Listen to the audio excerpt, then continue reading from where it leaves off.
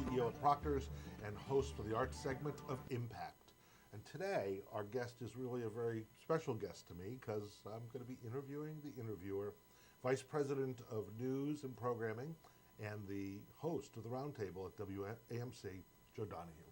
Joe, how are you? I'm delighted to reverse the tables. Well, it's very cool. It's an odd position to be in, but I thank you for the invitation. Well, I'm sure you've been interviewed before, right? Yes. Do you have a favorite one? An interview that you just enjoyed being interviewed? It's always fun to see how different people do it. I teach interviewing at the College of St. Rose. I obviously have made my livelihood from interviewing. So the entire process, from whatever side I'm on, I find to be really interesting. And so I don't know that I have a favorite, but I love seeing the different styles and how people get information out of other people. Well, I've listened to many of your roundtables. I'm driving all over the Capital Region. You're Absolutely. my friend on the car. And one of the things I loved about your website was, yes, I do read all the books that I interview people for. Yeah. That is an awesome reading list. How the hell do you do that? It's hard and it's easy at the same time. It's hard because obviously it's time. It's a time commitment. It's made easier by the fact that that's a big part of my job. So there's that, and add to the fact that I love doing it, and it's a blast to do. And it's safe to say, between us, I would say that you're not going to be on the show if I'm not interested in it. If I don't want to read it, if I don't find it fascinating in some way, shape, or form, it probably won't be on. Now, that's not to say that they're topics that have nothing to do with me whatsoever. I've interviewed many people who have, a book about childcare. I don't have children. Okay, but that still fascinates me. So I will read that.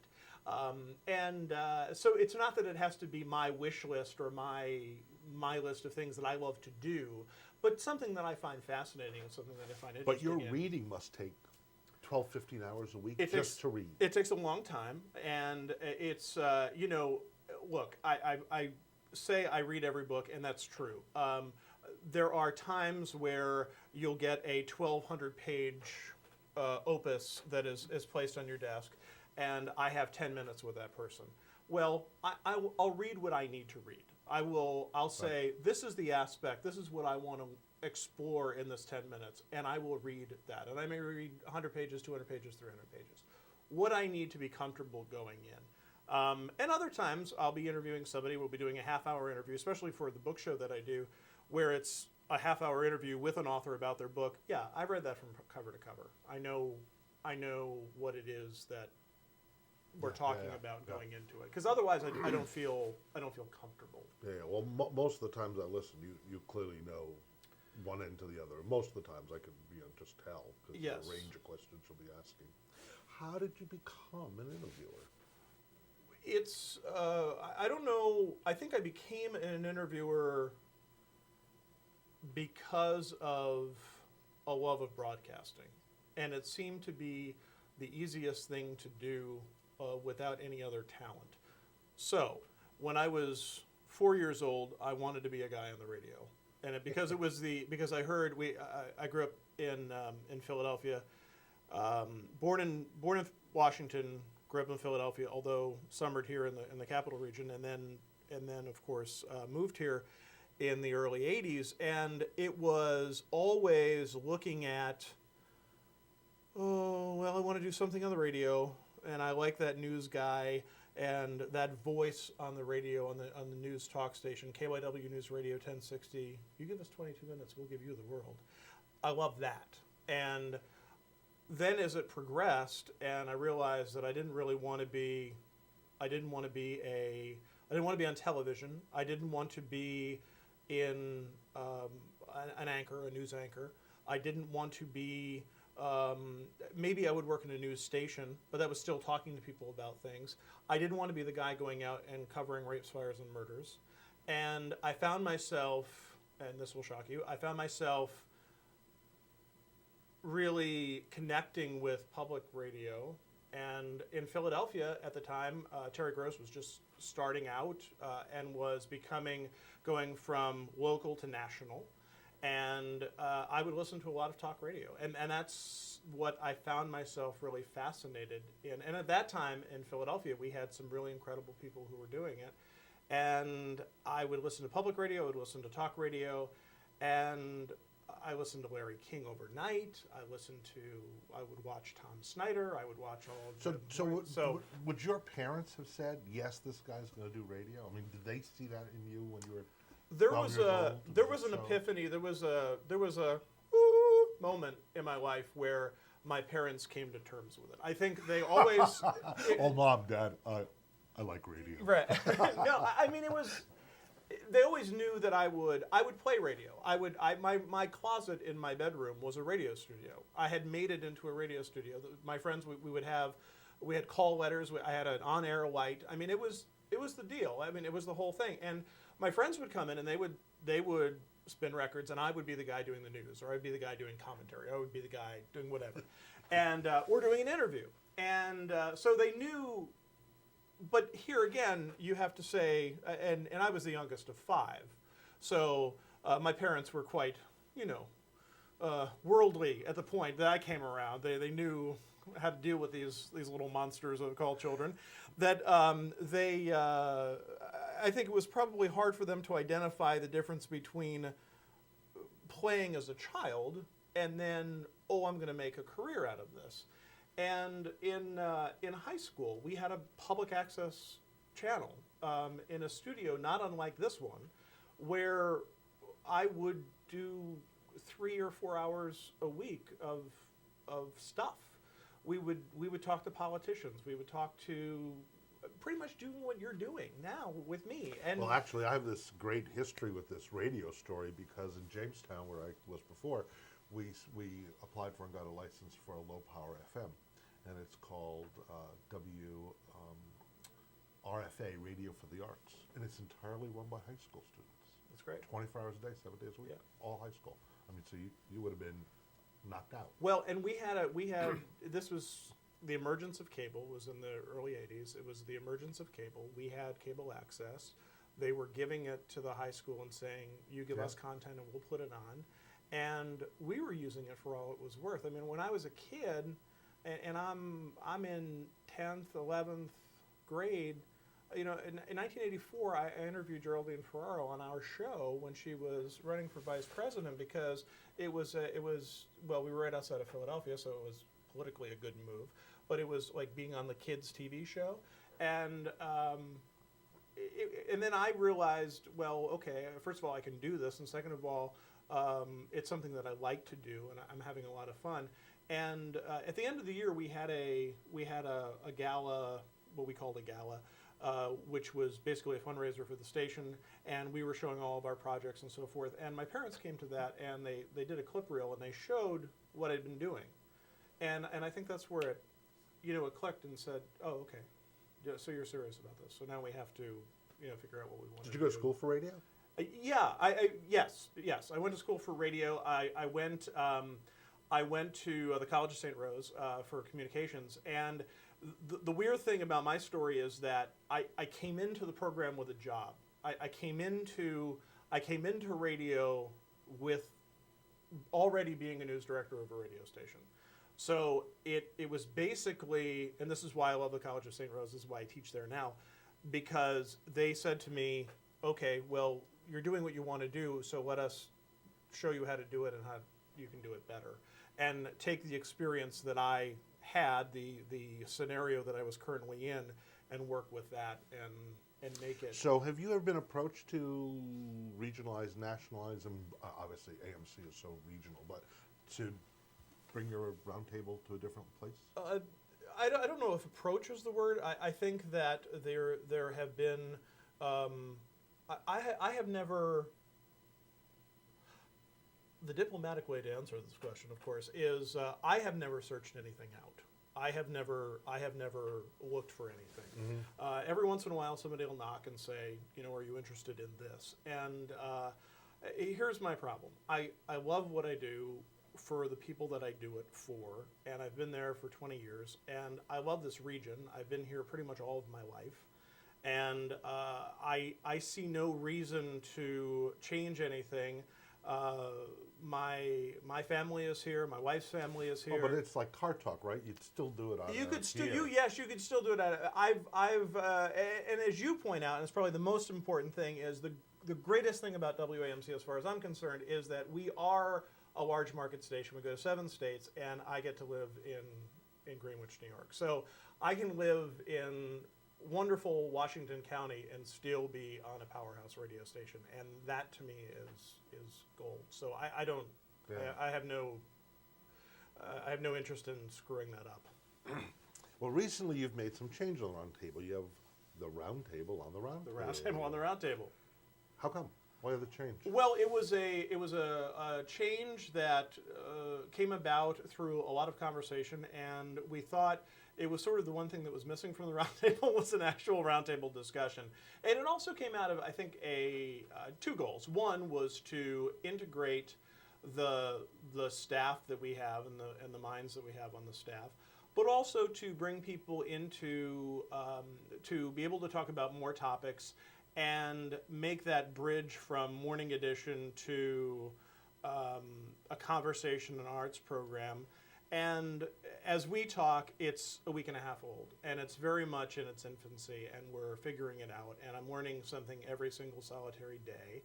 And I think it'll probably go through a couple of more tweaks and changes before we get it to the point where I think we're all delighted with it. Yeah, one of the things I kind of noted about it, because you have everybody live at this point, Yeah. is the opportunity to mix the ability to get people on on conference calls. I don't know what the technology Right. issues Well, on the are, phone. but on the phone, Yeah. that cover. So you're doing a roundtable on the roundtable, but getting people on that conversation really surprising. Yes, absolutely, and we're I think we're figuring all of that out, and it is it's been fun. I've been doing that show for 13 years, and there have been, look, we've had a lot of things change over the 13 years, but to do something that was fairly, I mean, I hate to use the word radical, but it was a major shift in the way that we do things. It feels kind of good. It's a little freeing to say, okay, you don't have to do the same thing every day. But I'm still, in my mind, the jury's still out as far as how it'll all fall into place. But I'm confident. What has amazed me is looking at the issues that we've looked at and being able to talk about them, that the people we have in our WAMC family are so wonderful and so articulate, and it's why I love them and why I love working with them. And getting them on the air and having that on-air conversation has been a lot of fun. Yeah. Really cool. Now, news director, man, I listen to the Media Project. I read about the news all the time. I find much comparison, much analogy between news and commercialism, and art and money and commercialism. I think that the similarities are way more, are bigger than the dissimilarities. And Rex and I have talked about this a lot. What have you seen change as news director in your 20 years? As far as the way that we cover the news? From you, from a radio, from you as news director. What's changed? I think what's changed really for us is the competition or lack thereof. There used to be, when I started at WAMC in '93, I was going out and I was covering stories. And when we would go out and cover stories, there would be 3, 4 other radio stations there covering stories. And there would be press conferences. There would be the gaggle, but you would go to a room and there would be a press conference in a malt box, and you would go and you would work, and everybody was racing back.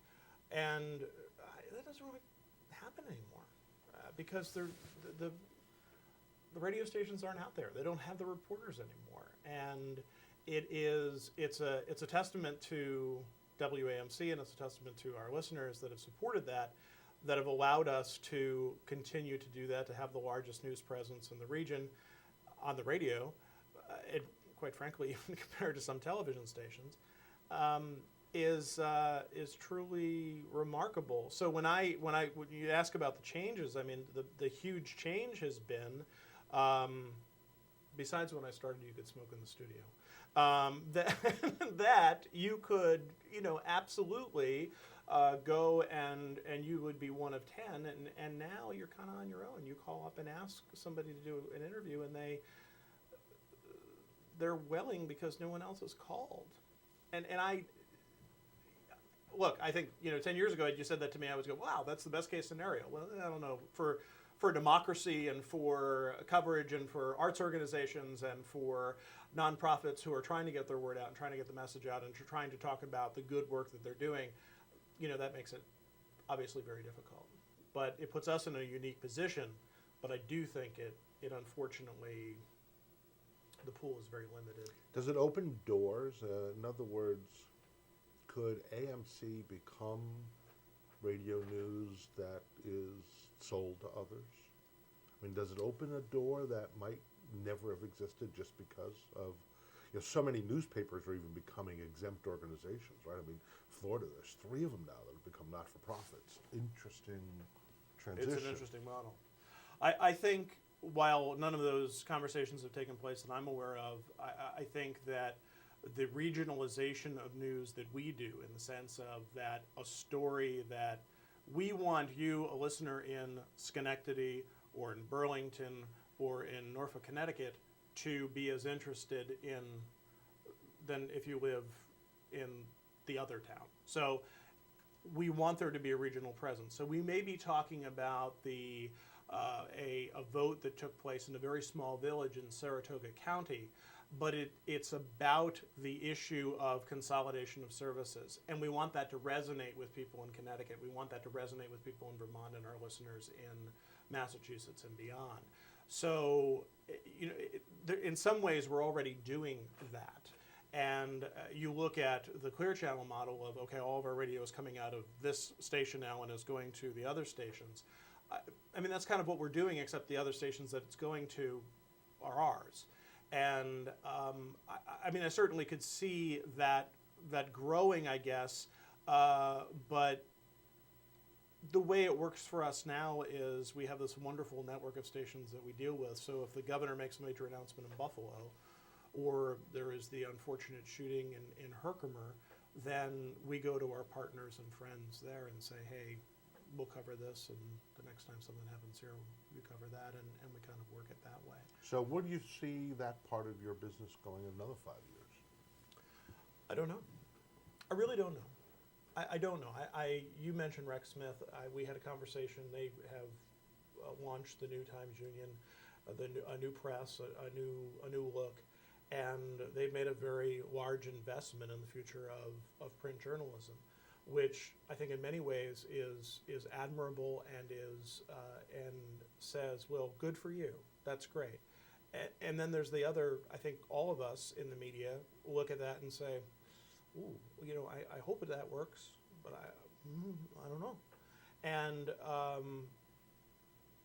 I think that's what the last couple of years has been. Look, I'm amazed because people now, they say, I listened to your interviews. And I said, oh, you listened to the show this morning? They said, no, I listened to your interviews. So they go in, and they look online, and they say, I see this interview, and this interview, and this interview, and they program it themselves. And they put it in their iPod, and they put it in their shuffle, and that's what they listen to. And that's a very different experience than sitting in a car and turning it on and listening. So without sounding overly cavalier, how they get it, that's up to you. As long as I'm in the equation there somewhere, as long as WAMC is in that equation, then that's good for us and for me. Well, see, one of the things I thought you were going to say about 5 years from now is that absent the automobile, continuous play radio may not exist. Well, how many people listen to the radio at home, I wonder? I don't know. Well, again, anecdotally, our listeners, a lot. Our listeners listen to it a lot. Our listeners turn us on in the morning and don't turn it off till late at night, if they turn it off at all. And we are their source. And they kind of, obviously your listening experience may vary. But that's what we hear from the members of the people who call during fund drives. That's what you learn. I listen to this, and this. Well, I only meant in the context of being able to package your own radio station. Just Well, so they that's know, right. This You is the can radio do station that. I'm going to listen to. You can do that now, and I think to make us part of that equation is essential and is important. Look, we have, I'm sure, the same problem that you have at Proctors, which is we want our audience, we love our audience, we want our audience to be happy and satisfied, but we also want to bring in a younger audience. We want to bring in a new audience. We want to secure that audience for the future. And the audience that we have now sustains us. They do everything for us. They're wonderful. But they're also maybe a little wary of that technology. That's fine. They can still listen to us on the radio. I do think, though, and this goes back to the analogy of the newspaper, I do think in 5 years, people are still going to want to listen to the radio in the car. And I just coming over here, I borrowed, our car had to go in the shop because we had a flat tire. I borrowed my father-in-law's car to come here today.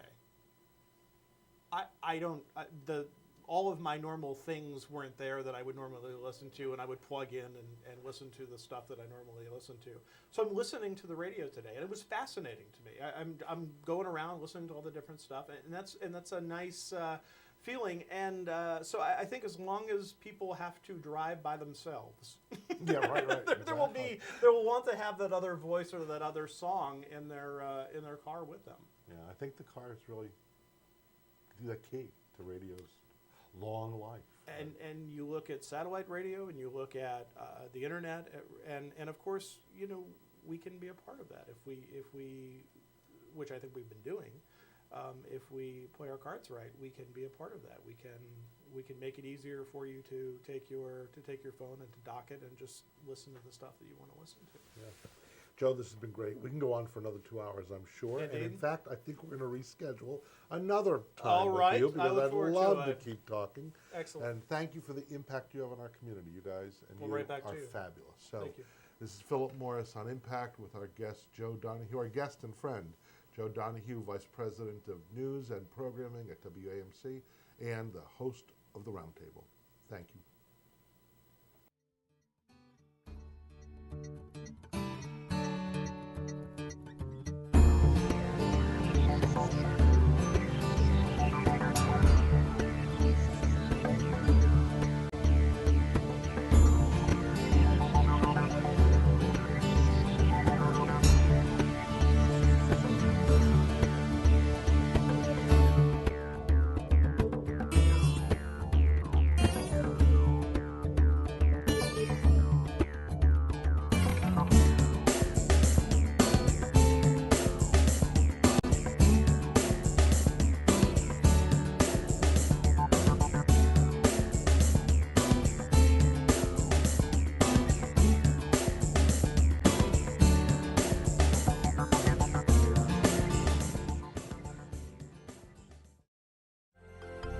Proctors, bringing the best in arts, education, and entertainment.